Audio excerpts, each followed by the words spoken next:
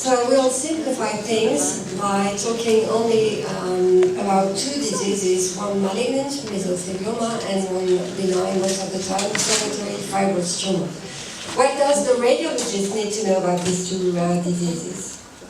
We're going to review their epidemiology and etiology, their pathologic characteristics and radiologic manifestations. We will discuss some differential diagnosis and finally evaluate their prognosis and treatment.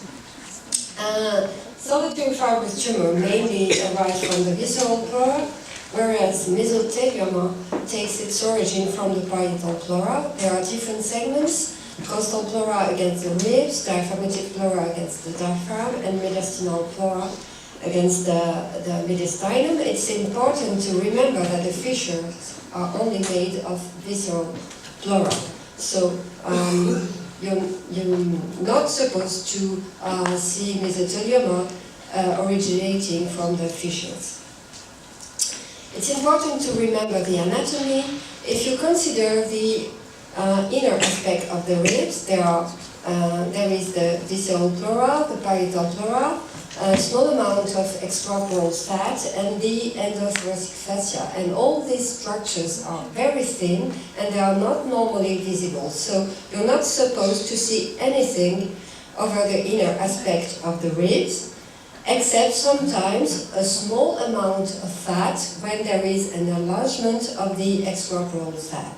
But no more, nothing else. And this is here not normal finding. It is a pleural plaque, and what I recommend when evaluating chest CT is to first start looking at the inner aspect of the ribs.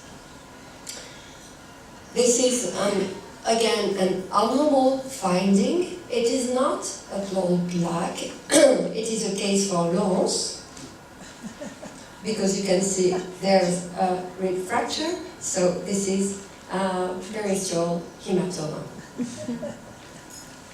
So the normal pleura is not visible. Any thickening is abnormal, especially of the mediastinal pleura, and this is highly suggestive of mesothelioma. So take a look at this. What about mesothelioma? It's a very severe disease, a very sad disease. Its main risk factor is asbestos exposure, and there are occupations at risk, people working with insulation products, shipbuilding. Also, there's a viral etiology, which is very bad simian virus SV40, which contaminated polio vaccines in the late 50s and early 60s, so I hope I got the right one.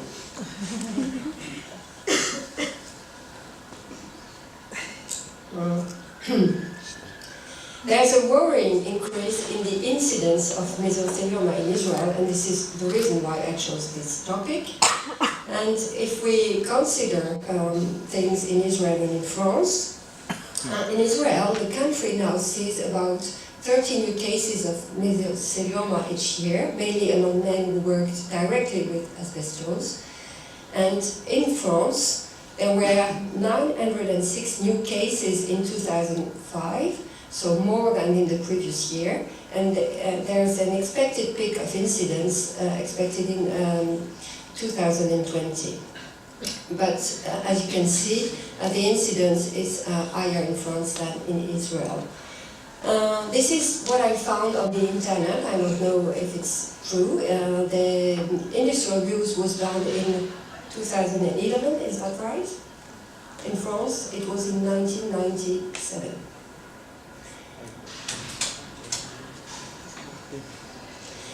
So, mesothelioma usually manifests as a diffuse pleural thickening encasing the lung, and there are three different histologic forms. The most frequent is the epithelial form, and it has to be differentiated from metastatic carcinoma, and immunohistology is very helpful for that. The second type is sarcomatous mesothelioma with a worse prognosis. and the differential diagnosis is sarcoma, and lastly there are mixed subtypes representing 20% of the cases.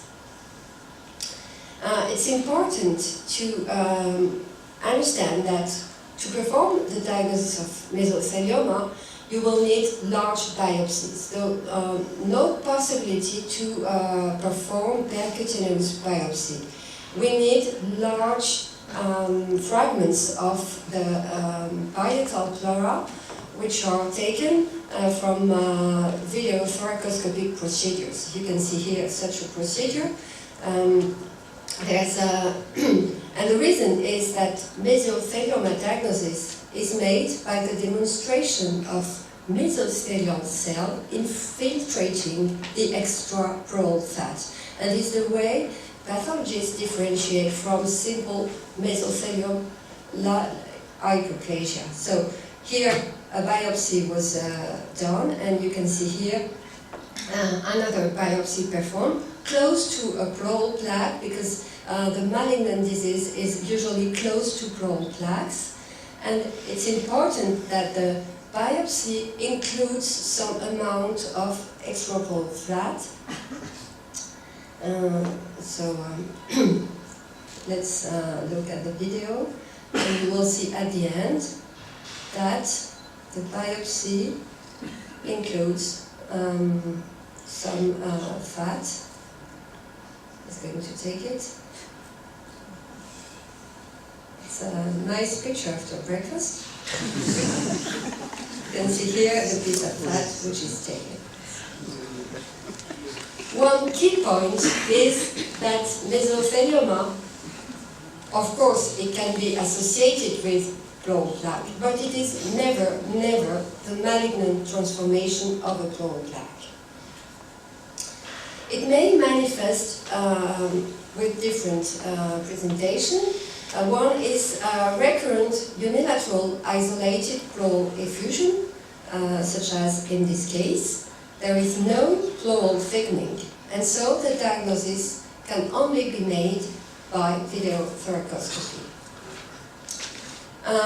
This presentation is more suggestive of the diagnosis. A diffuse pleural thickening of the mediastinal pleura, of the fissure, of the costal pleura. And this is not specific, because it is something you may encounter in pleural carcinomatosis of metastatic origin. The presence of calcified contralateral plaque in this case was suggestive of the diagnosis, and it is important to look for associated unilateral or contralateral pleural plaques. You can see here a calcified pleural plaque here. Here again a calcified pleural plaque, and this is here the mesothelioma. Usually there is a diffuse pleural thickening and a small amount of pleural effusion. You can see here the very important thickening, more than 1 centimeter. It's systematically malignant. In advanced disease, you may have a massive thickening. Look at this. And also it is possible to have peritoneal transdiaphragmatic invasion or chest wall invasion, and such chest wall invasion is very infrequently seen in carcinomatosis of metastatic origin. Sometimes you will have an unusual presentation with massive calcification of the thickening, and it is encountered in some sarcomatous mesothelioma, as in this case. You have here the pleural effusion, and you can see that the thickening is massively calcified. And this needs to be recognized from these images. You can see here hyperdensities. They are simply due to previous pleural talcage, which was performed to avoid the recurrence of the pleural effusion. And unfortunately, most of the time, it is only the thing that is done for mesothelioma, pleural talcage, and that's it. There's a very complex TNM classification of won't comment, just to explain that most patients present with usually at least T3 or T4 disease, and the difference between T3 and T4 is that with T4 diseases it is locally advanced but non-resectable, whereas in T3 disease it is locally advanced but potentially resectable. However, probe pneumonectomy is not very frequently performed. I will explain that. What about the CT protocol? My recipe is the following. Use contrast administration and perform delayed acquisition. 2 minutes after contrast administration. It's much better than using pre-injection and then bolus. It's better to have a delayed acquisition only because you will better differentiate between effusion and thickening.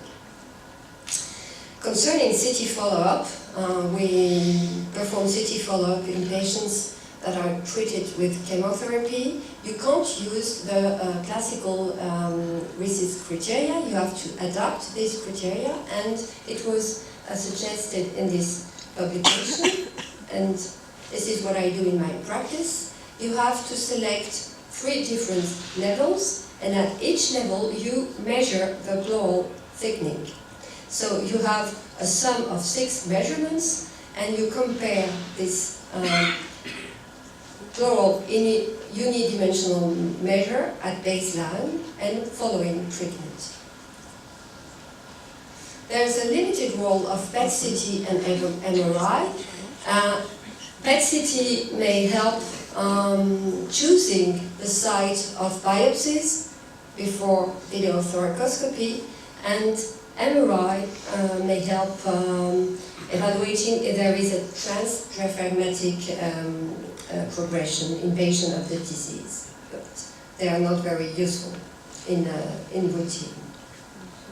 What about the differential diagnosis? If there is a pleural effusion, you will need to discuss all causes of chronic pleural effusion, and the main is it is difficult to differentiate between benign asbestos-related pleural effusion and mesothelioma, and the difference relies on performing large biopsy during a video thoracoscopy procedure.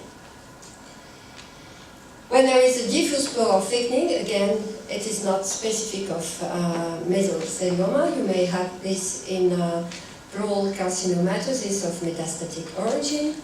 In this patient there was renal cancer, and in this patient it was a lung cancer here. Again, the presence of pleural plaque will help recognizing the mesothelial origin of the disease. Lastly, treatment and prognosis. Unfortunately, there are no efficient therapy for mesothelioma. Pleural pneumonectomy is performed only in selected cases, and there is no demonstrated benefit in terms of survival. The 5-year survival rate is very low, 5% only, and most of the time we perform only supportive therapy with pleural talcage, because most patients have T3 or T4 disease at time of diagnosis, and there are elderly patients with comorbidities. So it's a very sad disease. Now, the solitary fibrous tumor. It's not very frequent. It is only less than 5% of all pleural tumors, but you need to recognize this in your practice because there's a need for surgical resection in all cases. It is mainly seen in middle-aged patients, no sex predominance, and the etiology is unknown, and it's important to mention that it is not related to asbestos exposure. There were some very confusing terms to describe the disease. The historical names were hemangioperitoneal, localized fibrous tumor, benign or localized mesothelioma, and the reason was that originally it was believed that the tumor was of mesothelial origin, whereas it comes from mesenchymal cell, and immunohistology helped this, recognizes this, and they are mainly developed from the visceral pleura, and they are pediculated in 50% of the cases. This is the appearance on microscopy. It may be homogeneous or very heterogeneous because of hemorrhagic and cystic changes. And on microscopy, you will have spindle cells and bands of fibrosis and storiform patterns. Immunohistology is very helpful. It is CD34 positive and BCL2 positive. Most of the solitary fibrous tumors are benign, but 10 to 20% are malignant, and the differentiation between benign and malignant form is very difficult. A high mitotic index is the best criterion, but it is very important to have a long-term follow-up, even in patients who had complete surgical resection. What about the symptoms? They are most of the time incidentally found in at least 50% of the cases.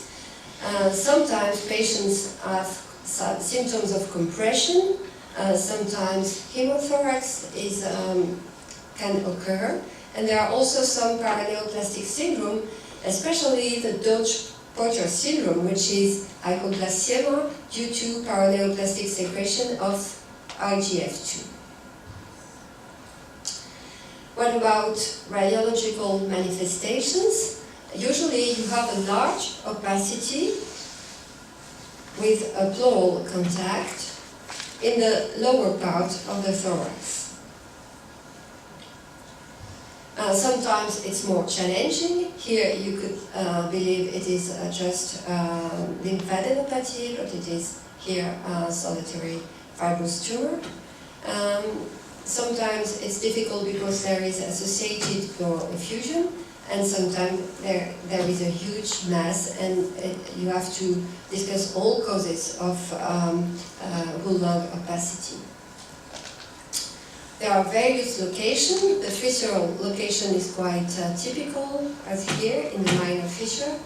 But it may be the costal pleura, the diaphragmatic pleura, or a mediastinal pleura. For large lesions, it's difficult to find if it originates from the costal or diaphragmatic pleura, but it's not the main point. The main point is to be able to recognize the pleural origin of the disease. What about the CT protocol? It is very important to have a pre-contrast study, because if the tumor is heterogeneous before contrast administration, it's more often the case with malignant forms of solitary fibrous tumors. You will need post-contrast to evaluate the degree of hypervascularization and also a late phase. What about the CT criteria for malignancy? The presence of pleural effusion, of a spontaneous heterogeneity, of a mass effect. There are no benign form for lesions over 10 cm, and presence of cystic portions. It is important to mention that hypervascularization is not a sign for malignant lesions. This is here a case of malignant solitary fibrous tumor. It is very heterogeneous, and there is a small pleural effusion. PET is useful because if it is not showing any uptake, it has a high negative predictive value for malignancy. MRI may be used with diffusion imaging, and low ADC suggests malignancy. What about the differential diagnosis? Pleural metastasis. This patient had breast cancer, and this was not a solitary fibrous tumor, but a huge pleural metastasis. Another differential diagnosis is with desmoid tumor, and the main point is there is no infiltration of intercostal muscle with solitary fibrous tumor, whereas there is such an infiltration with desmoid tumor. And differential diagnosis mainly depend on the location of the tumor. All these are solitary fibrous tumor. Here you may think it's thymoma. Here you may discuss neurogenic tumor. And here you may discuss pulmonary sequestration. What about the treatment? It relies on a complex surgical resection of all benign and malignant solitary fibrous tumor, but it is not always feasible, and especially in case of invasive or metastatic forms. The 5-year survival rate is quite good, 80%, if the surgical resection is complete, even in malignant form. Recurrence may occur even for completely resected tumors that were initially considered to be benign, so it is very important to have a long-term CT follow-up of the patients.